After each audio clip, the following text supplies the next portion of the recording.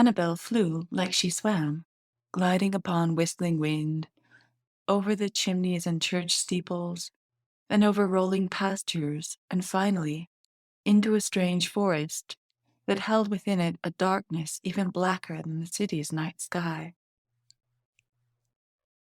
As a small child, Annabelle's father had introduced her to the world of magic, spiderwebs spangled with dew, the shadowed moon, and his own two clever hands working mysterious tricks. Annabelle knew magic when she saw it, and while living in her father's house, she had seen it a lot. Although she was willing to take a risk on a strange fairy's invitation, she also knew how magic might turn against you, as it had turned against her father. The deeper she followed her guide into the silent, cobweb-infested forest, the more time Annabelle had for second thoughts, even regrets. Where was this haunted place? What did this creature have up her sleeve, anyway? And why couldn't it happen in the light of day? At last, the pixie lit on the bank of a river rushing with deep purple water, and Annabelle slowed her flight to a halt, but she skidded to the ground, tripping over her own feet. The pixie held out her hand, though there was no smile, and spoke in a voice like a tiny chime of a silver bell. "I'm Tinsel. I bid you welcome to Fairy." Annabelle folded her arms across her chest and narrowed her eyes. "If this is Fairy, I'm Father Christmas." Tinsel sniffed, indignant. "It is indeed Fairy." Looking around the grim forest at the looming pines, she amended. "We'll call it the back door of Fairy. I can hardly clang a bell and parade you through the potentate's gate under the circumstances." Annabelle's brow furrowed. "Under what circumstances?" "Can't say. Far too secret. Now let's have a look at you." Tinsel pulled a wand like a tiny silver needle out of her belt and flitted in circles around Annabelle, examining her up and down and making a clucking sound with her tongue. "Are you going to give me a dress?" Tinsel smirked. "Oh." Suddenly, Annabelle's head prickled, and her hairs attempted to stand on end. A ferocious itch bloomed in her cheeks, and a weight settled upon her shoulders. Looking down in alarm, she saw that she was now wearing a long black cloak clasped at her neck. Tinsel stepped back and nodded. "What do you think of that?" she asked, as she gestured with the wand and created a silver sheet of light which made an excellent mirror. Annabelle squinted at her reflection. Instead of her brown hair and freckles, she saw black hair, very long and straight. Her hands flew to her hair and patted, confirming the loss of her soft brown braids. Her skin was lighter and her eyes were no longer brown, they were black. "Are you going to tell me what this is all about? I hope you can undo whatever this is. I don't even recognize myself." "It wouldn't be much of a disguise if you did recognize yourself, you muggins, and it's only temporary. It will fade as soon as you leave Fairy. Now, here are your documents." Annabelle hesitated a second before accepting the small pocketbook stuffed with old crinkling papers. When she opened it up, she found her own picture, that is, the likeness of the new face that Tinsel had given her. She squinted and read a name beneath it. Alvina P. Appleblossom. "You mind your P's and Q's, and no one need ever know you were in Fairy. Do you understand? But why this disguise? And why am I called She squinted at the elaborate printing. "Alvina." Tinsel put a finger to the corner of her mouth. "By decree of Her Majesty the Potentate, you are being engaged in a mission of absolute secrecy."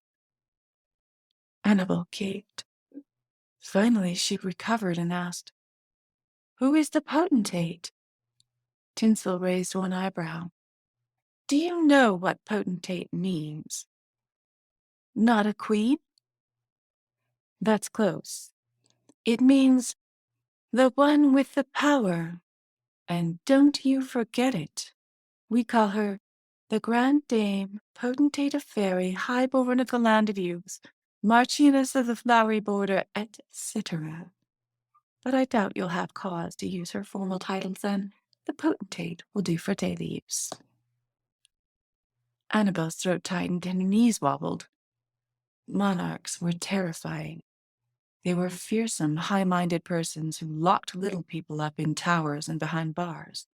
They stole people's fortunes and educational opportunities. They robbed children of their whole lives, their fathers. Tinsel's fingers shot forward. You stood up to the hoodlums in the alleyway. You better not start trembling now. Annabelle sniffed. In the alley? That was you? Tinsel shrugged. Thank you.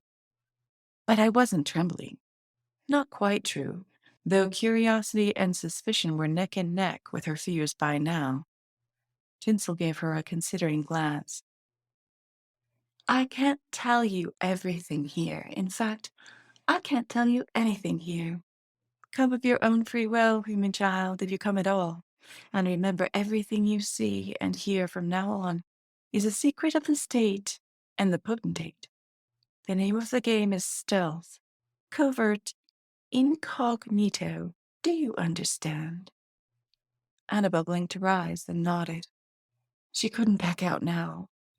Mrs. Holmes would never forgive her for leaving her pigeons to escape from their cage. She'd be out on the streets. But her stomach fluttered, and she had to press down a warning sensation bubbling up from somewhere deep inside of her. She followed Tinsel through the thinning trees of the forest's edge.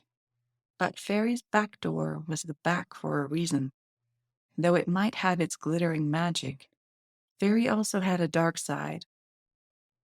With Tinsel flying out in front of her, Annabelle's first impression of the land glowered and grimaced. Dark green turned to gray. Ashen timber formed a blackened skeleton over a forest, crackling with flame and smoking up to the clouds. It was the legendary Valley of Fire, and Tinsel shouted her upwards to put more distance between themselves and the flames below. The Valley of Fire soon became the edge of a forest, and Tinsel shouted, That's the weird wood below us. Watch your toes! Here the forest transformed from dead to alive again. By this time, Annabelle's feet felt like lead weights. She wiped a film of sweat from her brow and wished to stop below in the forest to catch her breath. She was so unused to flight. But ahead of her, Tinsel shook her head and drew a finger across her throat. Then she flew upward another fathom. Annabelle blinked at the wood below. A hawk flew over the trees. Suddenly, a streak of pink shot out from the tree boughs, grabbed the hawk, then snapped back inside the green branches. Annabelle flinched and picked up her feet. Whatever stirred below in those tree branches in that wood, she would never know, because the scenery changed again as they flew over a body of sparkling water, then beyond a massive wall of stone. The stone wall marked a great change in scenery. Suddenly, the sky cleared. The sun shone over a stretch of rolling green hills. The buzz and bustle of traffic increased a great deal.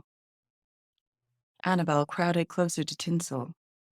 Fairy was more than beautiful. The aroma of shortbread cookie wafted to her nostrils. Her mouth flooded with saliva, her stomach groaned, and she paused, searching for the source of the aroma. But Tinsel gestured and sent Annabelle a shock so sharp it made her teeth rattle.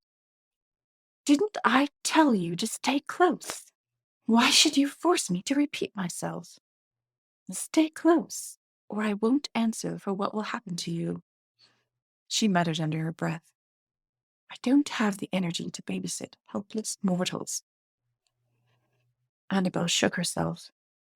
Had that aroma enchanted her? The morning's flight had exposed magic and its many varied shades. But such sneakiness! How can I trust myself? How can I trust anyone else?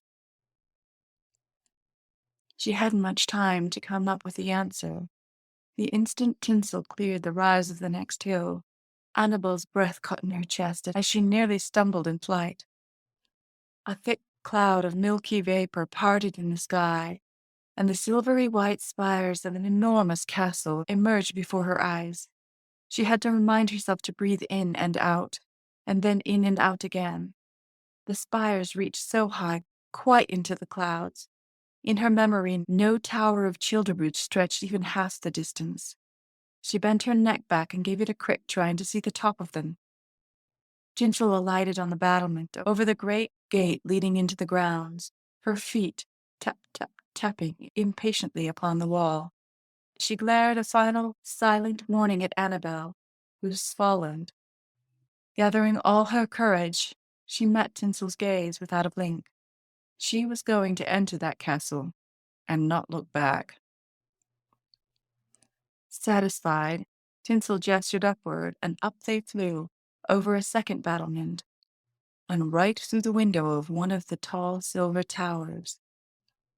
It was only here, as she approached the window frame, that Annabelle realized. The 6 silver-white towers were not made of stone. They were trees, hundreds of feet tall and scores of feet through the trunks. She laid her hand upon the white bark and drew a sharp breath. But she had no time to wonder about it. Tinsel was urging her along, leading her through a dizzying labyrinth of passageways, whizzing down corridors, hopping through hidden doors and secret chambers, up and down stairs, twice through a trapdoor and once down what Annabelle could have sworn was a laundry chute, until at last they halted, gasping and breathless, at the threshold of a small antechamber where a tall woman sat on a high-backed chair.